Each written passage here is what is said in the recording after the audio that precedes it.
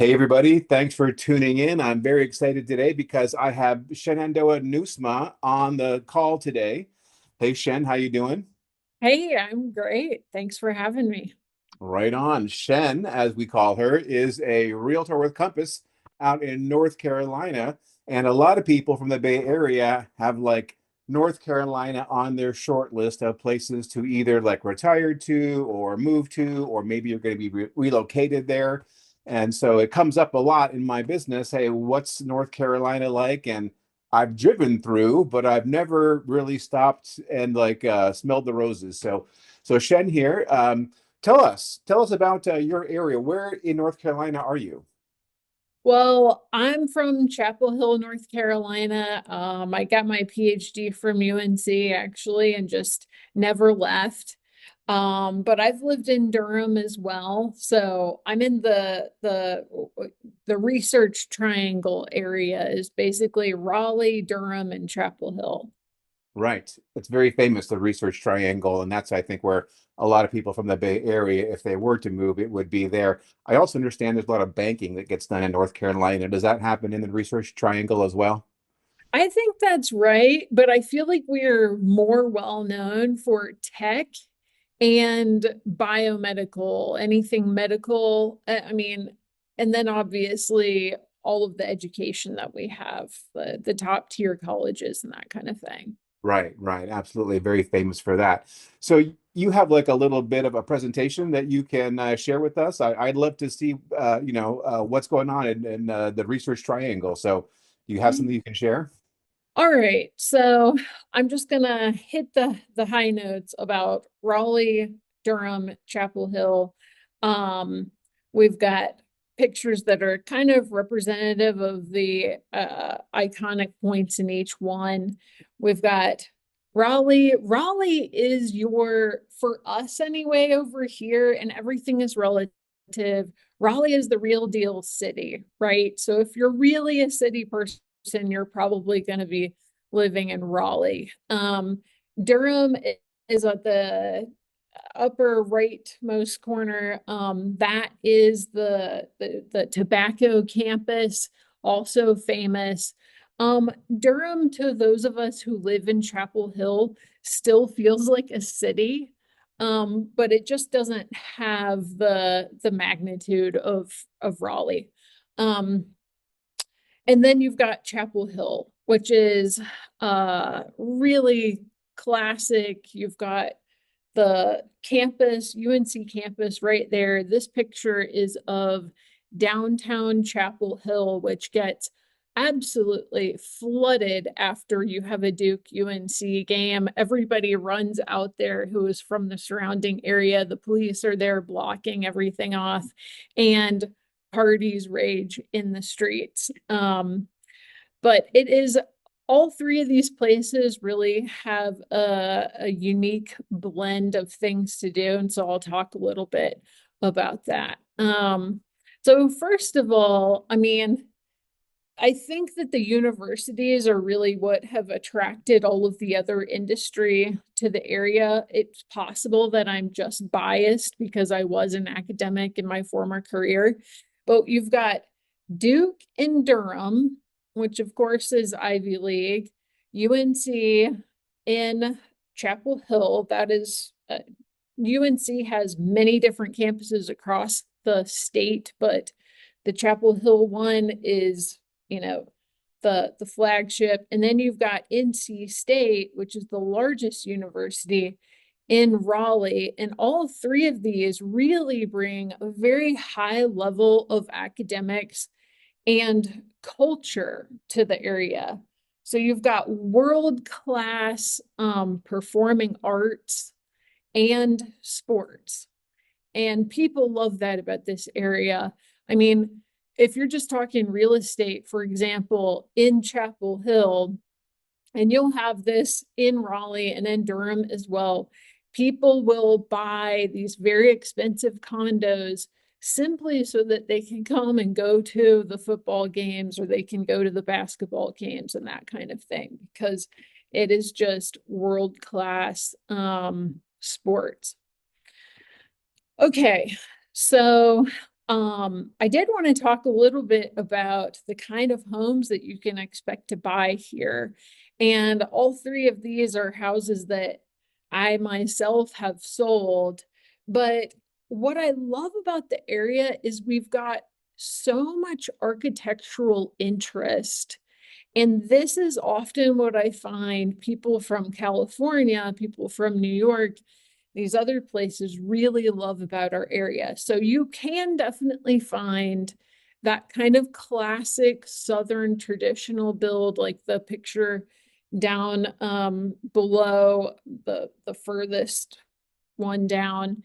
And then you've got an amazing blend of mid-century modern that was designed by locally famous architects, and then modernist build like that one on the right.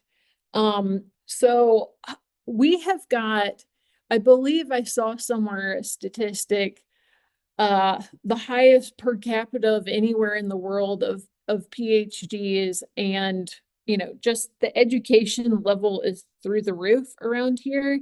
And so, not that education is everything, it's not, but we just attract a lot of very competent, really interesting people. These are the people, of course, that build our homes and things like that, and then attracts these other people who are really have a lot of eclectic hobbies and are interesting and accomplished. And so the thing just builds on itself everywhere you go. So this is the kind of like mix of architecture that you can find throughout the triangle. There's a lot in between, of course, but I kind of picked some of the more interesting ones. And then you'll also notice that we just have this great bounty of nature in the area everywhere too. It's really interesting because whether you're talking about Raleigh or Chapel Hill or Durham, you don't have to go that far to get from downtown to a place that feels a little more idyllic countryside. And so we just have a lot of greenery and foliage and that kind of thing. I used to live out west where, we didn't have a lot of trees and that kind of thing. And this is a really different feel. I think you had mentioned before, we do have humidity here in the summertime. And so, but with that comes a lot of gorgeous natural scenery and waterways, of course. So we do have several lakes around here, and you can travel 1 hour or 2 hours or even 15 minutes to get to one of these lakes if you bring your boat with you. And that's kind of what you like to do. So Jordan Lake is up there on the right. Morgan Creek, that is one of my personal favorites. I live in a classic Chapel Hill neighborhood that actually used to be James Taylor's childhood neighborhood. And his song Copperline was inspired by Morgan Creek, although Morgan Creek's a lot prettier than what the song details. But that's Morgan Creek up there to your left. And I will say, just from a personal perspective, I love it because, for example, where I live, I can just walk 3 minutes and I'm down walking paths along this creek, and I'm right by the university as well.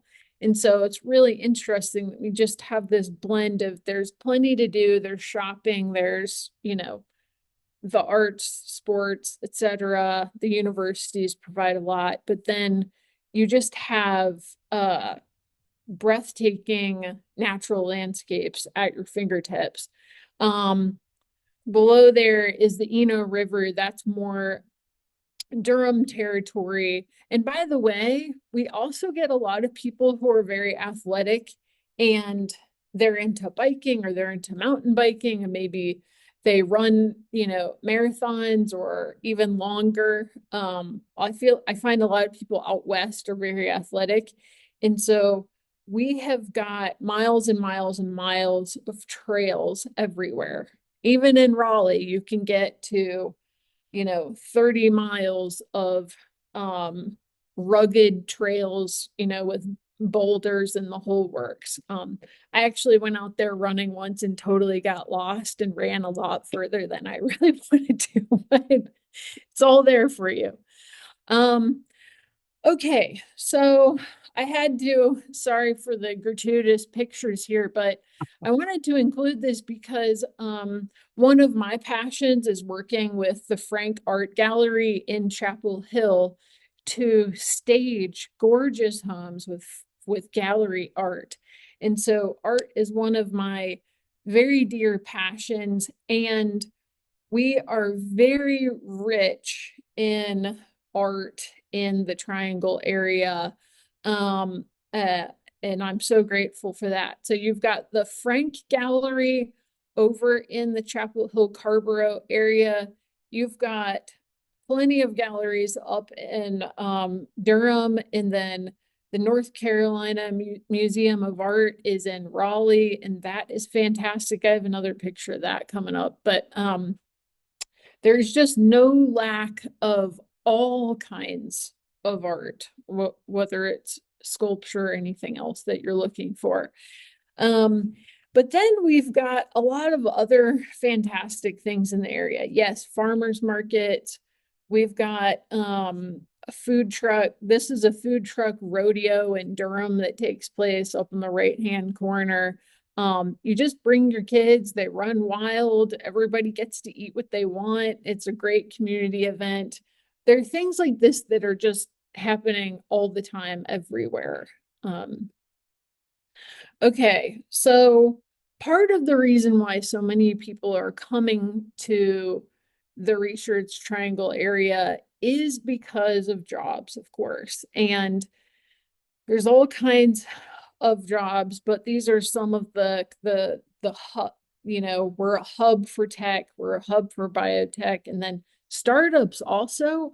Entrepreneurs do really well over in our area. I don't completely know why that is. I think part of it is that it costs less to operate in the state of North Carolina, obviously, than in California or New York. Um, but there's so many people here networking and from all different industries that I think there's a lot for people to figure out to do over here. So, and I think part of the answer really is because we have the universities here that they generate a lot of industry and of course research as well. And then all of the medical industry gloms on to that.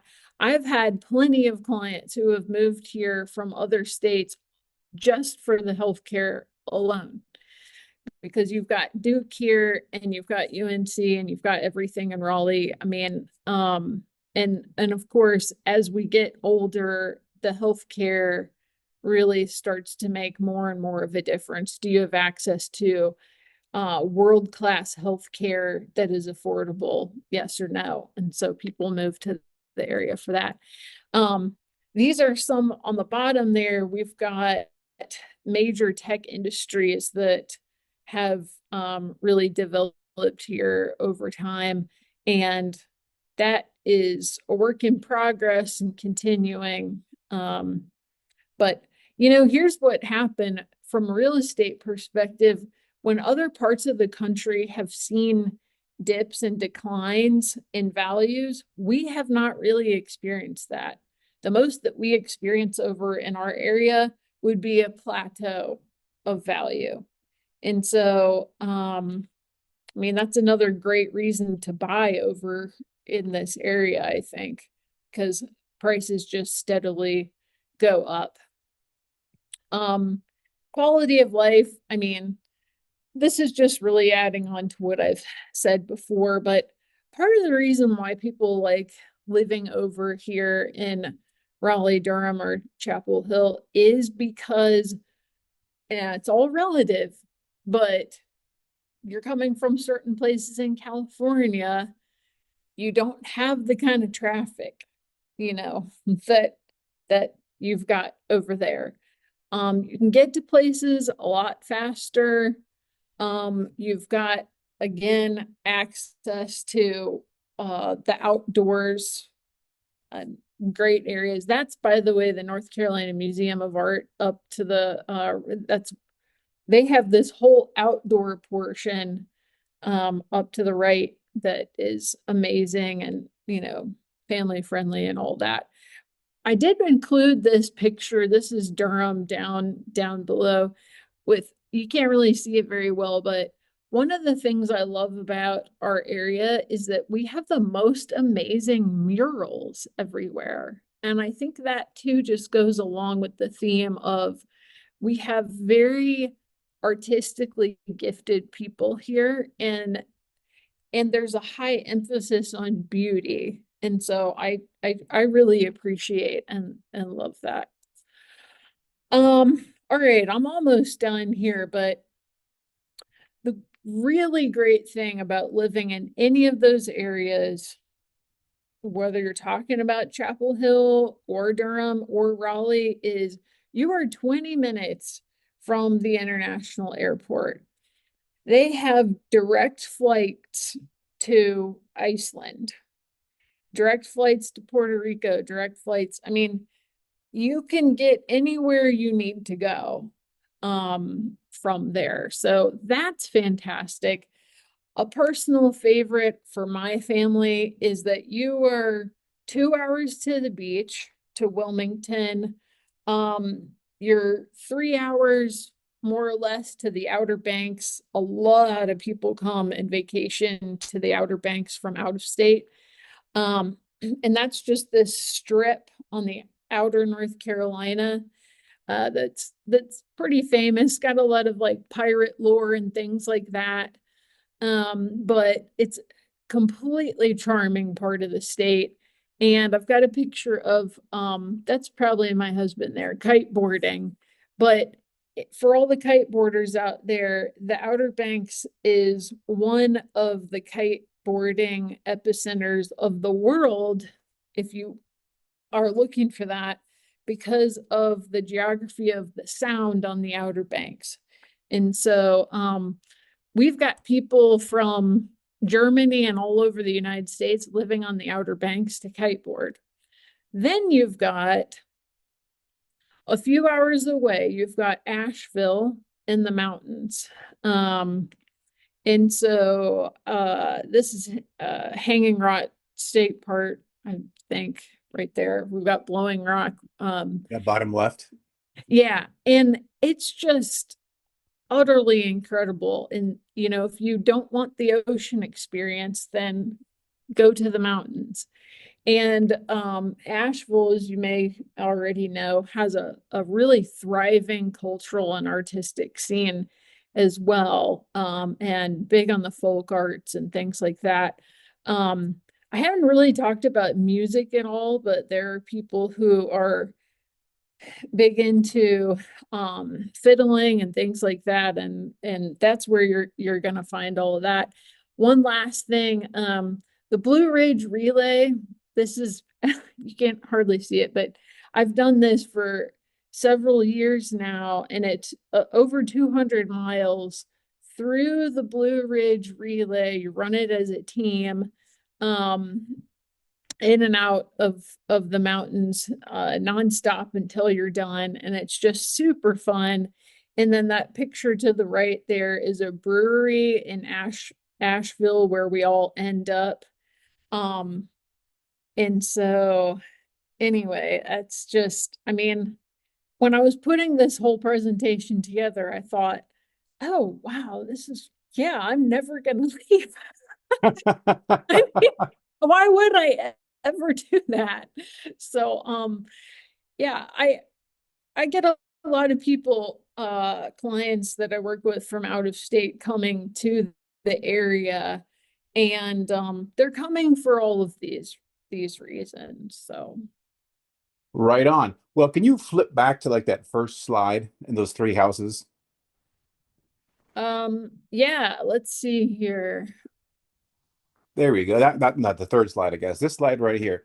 So I'm a realtor. and you're a realtor too, by the way. And so you sold all these houses. So tell me about these houses. Like, let's do the first one in the upper left, the one with the kind of like the peaked roof with the glass front. So, what? Tell me about this house. How much does it cost? Bedrooms, bathrooms, age of construction, lot size.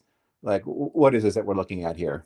Okay, so that house was in a really classic Chapel Hill neighborhood. And I this was a really unique house for two different reasons. Number one, it was designed by a famous local architect, Condoré is his last name, um, and pretty famous for that kind of style with the eaves and the decking. And I wish I could show you more pictures of this house, but the ground to floor, ground to ceiling windows everywhere. This house was fully renovated. So here's what's interesting in the area. We have a lot of mid-century moderns that are either fully renovated or not at all, and they haven't been touched in 50 years, because what happens is when people move to the area, they don't tend to leave. And so, just as a side note, that has, of course, decreased inventory and increased demand, particularly on certain houses, and houses like this, certainly. But the other thing that was really unique about this house in the lot is that it had botanical garden like grounds that were really kept well and all of that. Okay, so that that particular house had three bedrooms. Trying to remember the square footage right now. It might have been something like 3,500 square feet. Um, and a carport. One thing people should know, and I don't fully understand this myself, but we don't have a lot of garages in North Interesting. Carolina. Well, it's not cold, so who Well, cares? it's not cold, but people tend to want them, and I get it. But the thing is if you're buying a house that's older than the 90s in our area, you're unlikely to get a garage. There are exceptions, of course. But So anyway, how old is this house? This house was built when? that house was built in the 60s. Okay. All And right. so, but anyway, that house went for $2 million. And how big is the lot that it's on? It was about 2 acres. 2 acres. So this is on a septic system. Yes. And where's the water come from? Is it a well or what is that like? No, it actually had city water. So how far is this house from like town? Like if I want to get a quart of milk, am I Yeah. walking? Am I driving? Well, that's the beauty of this house. This house was in Lake Forest, which it is really just a stone's throw away from things. So in Lake Forest, depending on where you live, because you probably are gonna have to wind out some depending on where you are, but I mean, we're talking probably a max of 15 minutes to get to Whole Foods, All right. and 15 minutes maybe to get to UNC's campus. Right. Okay. 15 minutes. Maybe. And that was $2 million. That sold like when? Like a year ago, 2 years ago, three? No, that was more like 2 years ago. Uh-huh. So it's still worth like 2 million today if I want to go down there and buy that three-bedroom, three and a half thousand square foot house. Yeah, I mean it might be, you know, it might be more like 2.2 or something like that. Okay. All right. Still pretty Um, nice house for 2.2 million. So and then this other one, this single level house here on the right, this looks like a modern home right there. Tell me about that well, home. that one's actually currently on the market and you can You purchase can it buy right that one. now. Is this your So listing? yes, I'm selling that with another agent, Peggy Jennings. So So who's tell a me about this house. How big? How like bedrooms, bathrooms, square footage, lot size, well, age this one construction. also Yeah, this one also has 3 bedrooms. It's on a little more than 4 acres. It is the address is 721 Jones Ferry Road. Um and it backs up to University Lake. So that's pretty interesting because when you look out the back of it, you have a lake view. And it was designed by this guy named Phil Shostak, who also designed the Durham Carolina Performing Arts DPAC and the Nasher Museum. Nasher is Duke University's museum, essentially. So he does a lot of really modern build, but then he does take on some residential projects as well. And yeah, this one is unique because it is a ranch, as you said. We don't have that many ranches in the area for various reasons, but it's a pretty stunning house, and I definitely think you should look up the pictures and bring me a buyer. So how much is it selling for? Okay, so it is listed for 2.5 million. 2.5 million, 4 acres on a lake, Yep, a lake that's view. And but when was it built? just 2 years ago, Oh, practically brand 2023. I new. mean, yeah, less than right. So it's basically brand new. All Um, right. and then that house below, that was sold, I want to say that was probably sold around 2 years ago as well. Sorry, I was just picking some of my It's favorites, okay. but That's good. We're just but doing a representative sampling here, so yeah, exactly. So this is kind of what your more traditional build looks like in North Carolina. And this one had 4 bedrooms and a basement. By the way, we don't have many basements in North Carolina either, which is kind of we don't either. surprises people sometimes. But sometimes we do. This one had one. There is, no garage, no carport, which is pretty typical. Also, it had you can't tell, but it has a nice backyard that is actually flat. When you're coming to North Carolina, you may be surprised to find we don't have a whole lot of flat land to work with. So if you find a place with a flat yard with grass, that's great. We have a lot of hills here. But anyway, um, and this house, I believe, went for 1 million. It is it is in a niche little pocket in Chapel Hill, probably about, oh, I would say uh maybe 6 minutes from Fresh Market, which is a grocery store around here. And maybe 10 minutes from campus. So how many bedrooms, bathrooms, square footage, age of construction?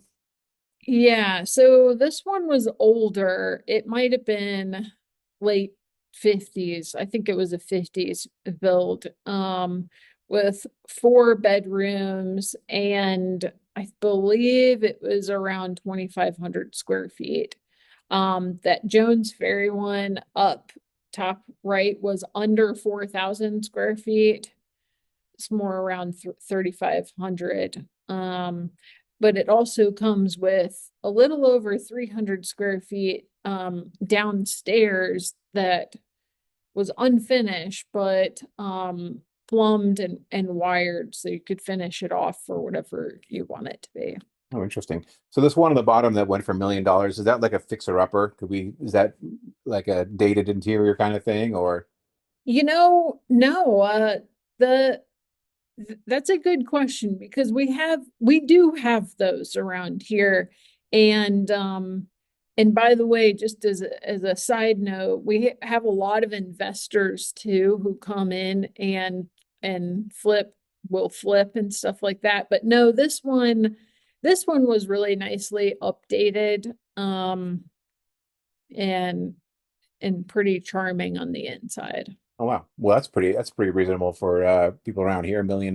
That's you can't really get anything hardly for $1 million here. So Right. like what about like in town? Like none of these really have like great walk scores, I imagine, right? So if you wanted to like downsize into like a nice little place in town where you could walk to like the coffee shop and all that, what are you looking at there in terms of like what kind of housing stock and what kind of pricing is there for houses like that in town?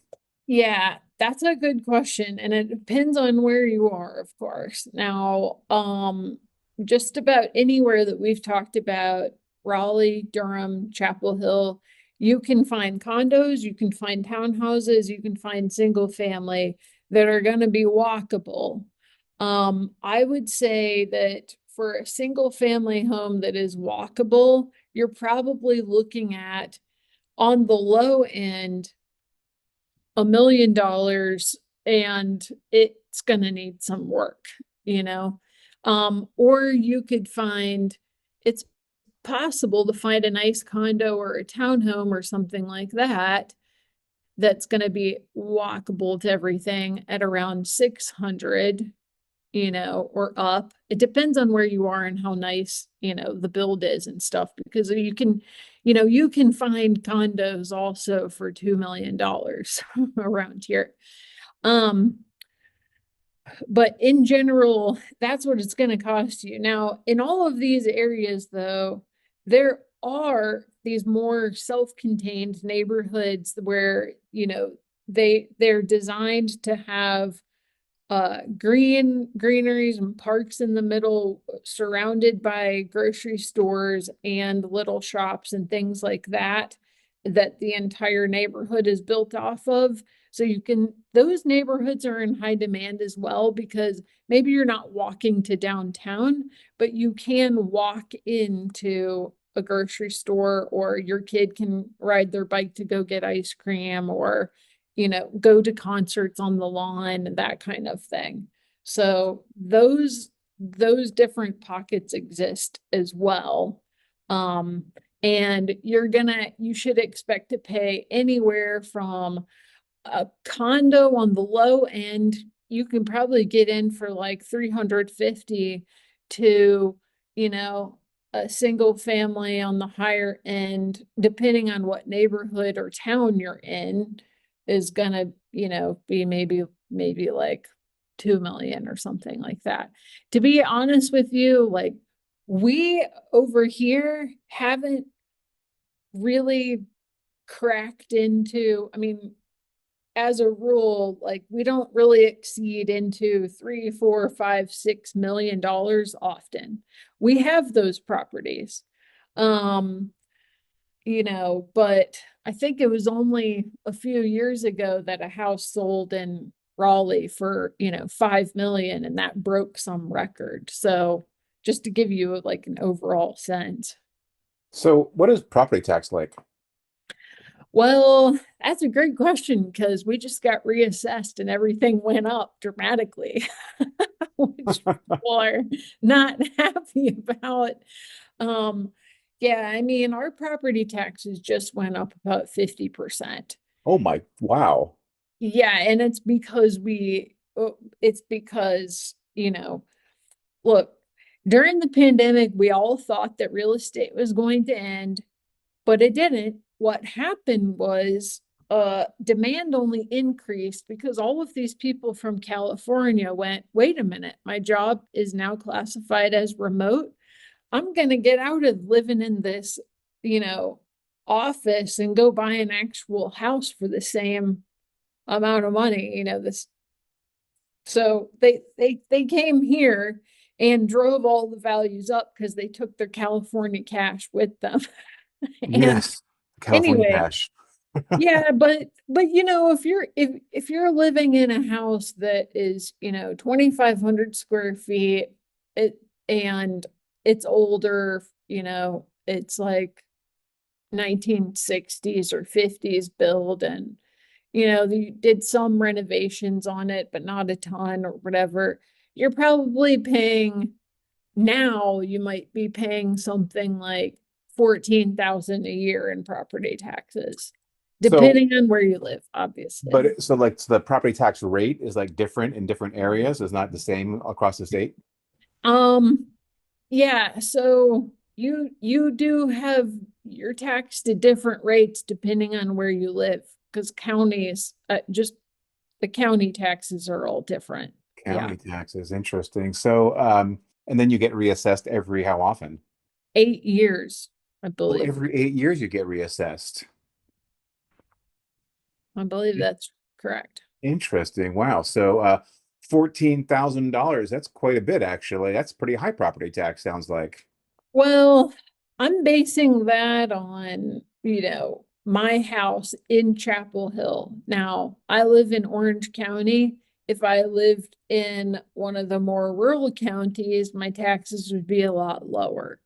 And Okay. so just to let everybody know, I mean, you can you can buy some pretty fabulous newer houses in this RTP area and pay less in taxes depending on where you live. Your money can really go a lot further and you're paying less in taxes. But mine are that way because I live, so close to the heart of Chapel Hill that Right.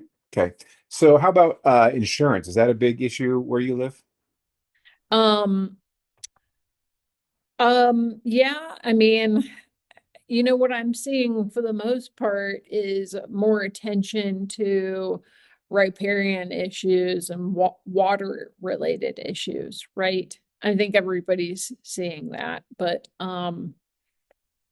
that's what we're all paying attention to as But is far it as hard to get insurance? Like here in California, it can be very hard to get insurance. Is it hard to get oh, insurance on it? Like no. any one of these three houses, is this you just call up an insurance agent, you get a policy tomorrow? Yeah, basically. It's not hard to get insurance. Where it gets a little tricky is when you're on the Outer Banks and Right. Hurricane navigating insurance, the windstorm. ocean and stuff. Right. Yes, all that. Yeah. So how much would it cost to like insure like this one that you have on the market right here, this 4,000 square foot house? What is that going to cost to insure that thing? I don't actually know the answer to that. That's a good one. Well, because in I'm, California, I mean, that could be 20 grand a year to insure that thing, right? I mean, like in the mountains, oh, easy, like easily. I don't think so. I, I'll have to look into that and get back to you, but no, I know things are different in California, but that's not how it is over here. Mm-mm. Right. So how about like utility costs? Like let's just say that bottom house there, that $1 million house in the bottom. What am I looking at for like gas? I mean, do you have natural gas there, electricity, water, like internet? Like what can I expect to be paying for those kind of utilities like every Yeah, month? I mean, it depends on what service you get, obviously, but you can get internet for, $50 a month. If you're using gas, for a fireplace or a furnace, that kind of thing, you're not going to be, I mean, probably during the really cold months, it'll and if you're just running your heat all the time, which by the way, our seasons are very mercurial. We will have some for us really cold seasons, winters and get snow. And then we'll go 6 years with no snow. And then we get a lot of rain as well during the spring. But then that's not always a given either. Anyway, so for gas, you're probably not looking at, 120 a month would be really pretty high. Um, and then electricity obviously depends on what you're doing, but a family of four might be something like maybe $70, maybe a month. Um, Wow, all this sounds very all this sounds very affordable. So you mentioned the weather. So that's the thing. I mean, California, we have great weather. What's the weather like there? Like I had a friend who moved there, who was going to move there, and he got off the plane. He said it felt like a blast furnace hit him. And he was like, I don't think this is for me. How hot is it there? And how cold is it there? And like, what's your average like spring and summertime temperature or winter okay. temperature? Well, I will tell you full disclosure right now, we are in the middle of pollen season. And so we get every every spring for about 2 to 3 weeks, it's just raining pollen. So if you have a black car, it is now yellow. And there's no point in washing your car because it's just going to happen again tomorrow. So that happens. Um, but you know, in the summertime, yes, you can have 3 to 4 weeks of it's possible to just have blazing humidity. It's the humidity, right? Because I've lived out west before in some fairly, temperature wise hot areas, but it was low humidity and that feels very different. But when you've got the humidity, yes, you can stand outside and just start to feel sticky very quickly. Um, and most of us beat that with air conditioning and trips to the beach. But or to the mountains, you can do that. Um, and again, the weather can be mercurial. You can have that nasty, sticky humidity in September. You could, or you get a break from it, and the summer's really not that bad. Um, we have, I would say, fall and spring are really probably the most enjoyable for most of us here. You can't get a better fall anywhere else. And the reason why is because we just have so many trees and the colors that they turn are just utterly mind-blowing. In the winters tend to be pretty mild. If you are familiar, have lived up north, I spent some time living in Indiana and Michigan, and the amount of snow we get people moving here from New York to escape the snow, right? Because they're buried under for, you know, 4, 5, 6 months out of the year. So we just don't get that. We have pretty mild winters here. We hardly ever get sleet. Snow is very infrequent, like I said, and then we kind of launch right into spring, a pretty glorious spring. Like that house, the mid-century modern one was taken during spring. That photo was taken during spring. Everything's just totally alive and lush and verdant. I think verdant is a good way to describe this area. And if you're coming from somewhere like Colorado, or even Indiana, where it's flat and you don't have a whole lot of trees, it can feel, like maybe too much foliage, but most people tend to love it, I think. It just, you're right, though. We have a few weeks in the summer that can be unbearable. So, but temperature wise, like how hot is it? Like, is it 100, 110, 90? Like, what are we looking at? And then in the Well, wintertime, how cold is it? What are we looking at? 30, 40 like days or? I would say the worst temperature gets up to is it can get up to the high 90s, but with humidity, it can feel hotter than that. They have really feels like, it could feel like 103, like it could. Um, and then I'd say in the winter, we rarely get below freezing. That does not happen often. So most of the time, what feels like cold to us is gonna be 40s. Ooh, that's a cold day. It's in the 40s. 30s would be, yeah, you're starting to get into unusual territory there. So when do people start going out in shorts and flip-flops? What month is that? Okay, well, we're doing it right now. Right So, now in April, yes. right? Early April. So people are going out in shorts and flip-flops right now. Well, listen, we've had it some years where end of February you might be doing that. Right. You could be doing that in March. So March we have spring break and it can often feel like spring out here as opposed to out west where they're still getting snow in March. So Right. Okay. Well, this has been very interesting. I learned a lot about the research triangle. And so earlier you had a slide showing your contact info, but what's the best way for someone to reach you if they want to talk more about moving to the research triangle?